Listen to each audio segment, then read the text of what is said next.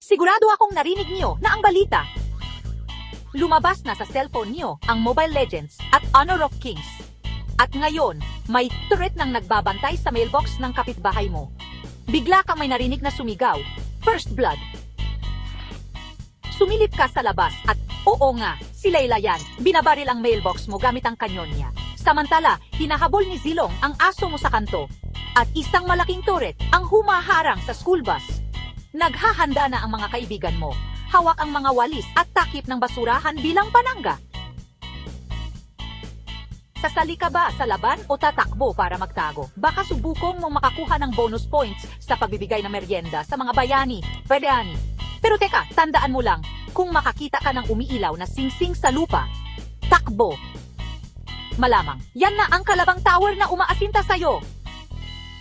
Kaya, ano ang plano mo kapag ang kalye mo ay naging ultimate adventure map?